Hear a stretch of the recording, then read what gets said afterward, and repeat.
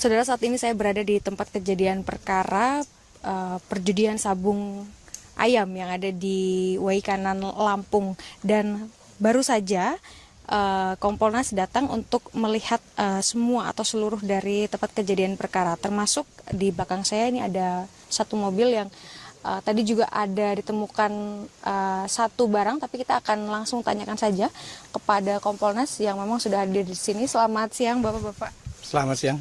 Selamat siang. Pak, ini terkait dengan temuan hari ini apa saja Pak?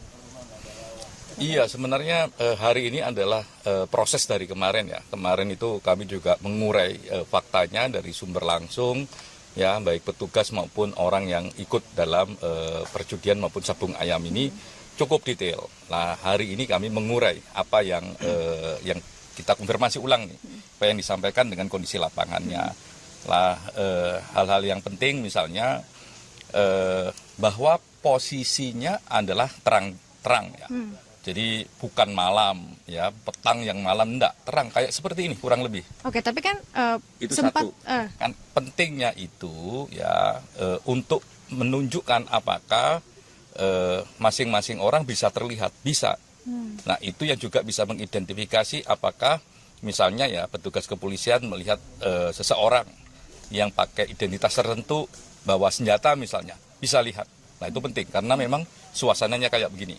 Terus kami juga cek letak selongsong peluru dan sebagainya, lihat posisi jenazah dan sebagainya, membayangkan sudut tembakan dan sebagainya, itu juga memungkinkan. Memungkinkannya apa? Ya, ini orang yang melakukan penembakan adalah orang yang biasa menggunakan senjata dengan sasaran yang spesifik, ya mungkin dia juga bisa menghitung nih efek dari tembakan tersebut, mematikan ataukah tidak. Makanya spesifik sasarannya. Lah, artinya terlatih begitu ya Pak? Orang yang biasa menggunakan senjata seperti ini, dan ini terkonfirmasi dengan beberapa informasi yang kami dapatkan bahwa ya orang tersebut memang kalau ada di sini sering membawa senjata tersebut. Jenis senjatanya kami dikasih tahu, ya karakter senjatanya kami juga tahu, tapi belum bisa kita umumin. Lah, yang paling penting dalam konteks itu proyektil. Proyektil. Nah, proyektilnya kalau kita lihat dengan kasat mata, karena kami lihat langsung, ya kita juga pakai alat pembesar, ya, jadi bisa lihat lebih jelas. Itu kalau dalam ilmu balistik ya, metalurgi balistik dan sebagainya, itu memungkinkan atau sangat potensial ya itu muncul dari larasnya senjata pabrikan. Tapi tentu saja kita tunggu hasil lab for biar ini saintifik. Ya kan ini cuma lihat kasat mata walaupun dengan bantuan alat pembesar, tapi dari berbagai pengalaman, dari berbagai literatur itu menunjukkan itu. Karena itu sidik jari senjata yang itu pasti dilahirkan dari senjata pabrikan.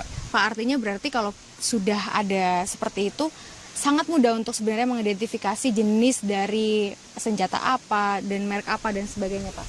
Harusnya nggak susah ya mengidentifikasi itu, apalagi senjatanya itu terbatas.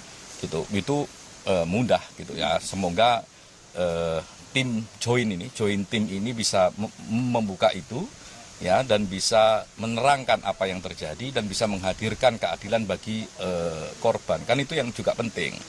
Saya kira kita berharap ya Pak Supardi, semua pihak untuk profesional, ya, kami mendukung ada joint team ini, dan kami berharap pendekatannya adalah pendekatan ilmiah sehingga tidak hanya bisa dipertanggungjawabkan di Indonesia, di dunia internasional pun juga bisa, karena saintifik itu bisa diuji dimanapun. Gitu. Baik. Tadi Pak Nam juga sempat menemukan ada temuan Pak Pardi tadi sempat menemukan ada apa Pak di mobil ini Pak?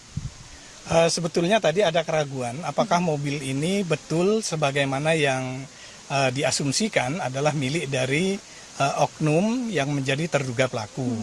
Nah, kami kemudian secara hati-hati melihat setiap detail yang ada di mobil ini untuk menemukan semacam alat untuk mengidentifikasi dan mengkorelasikan bahwa mobil ini memang milik dari yang bersangkutan atau digunakan oleh terduga pelaku tersebut. Dan kami kemudian menemukan satu bekas paket kiriman kilat, dan kemudian di situ ada identitas dari penerimanya, dan penerimanya adalah identik dengan oknum terduga pelaku yang diasumsikan memiliki kendaraan ini. Kurang lebih. Berarti tadi ditemukannya juga di mobil ini ya Pak ya? Betul, di dalam mobil ini.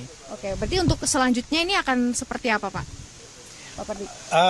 Kita akan memberikan rekomendasi kepada terutama teman-teman di kepolisian bahwa apa yang diasumsikan, apa yang dinyatakan oleh para saksi bahwa terduga pelaku ada di TKP, itu bisa dikonfirmasi dari kendaraan yang ada di sini, yang kendaraan itu bisa dikorelasikan dengan yang bersangkutan.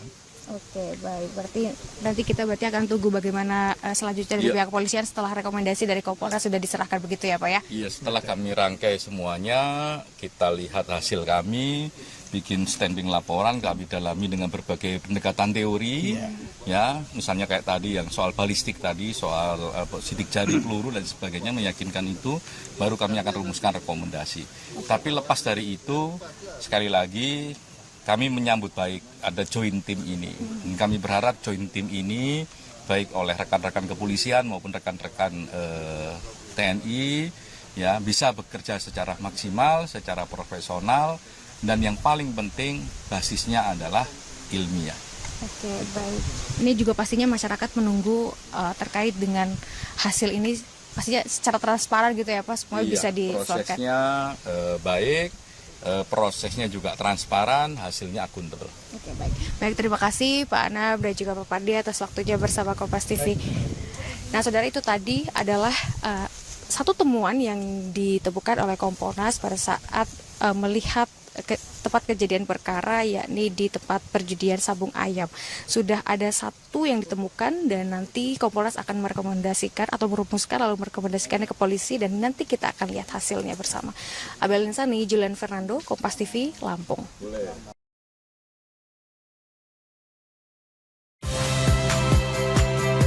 Saya Magister Tarigan. Saksikan program-program Kompas TV melalui siaran digital, pay TV, dan media streaming lainnya. Kompas TV, independen, terpercaya.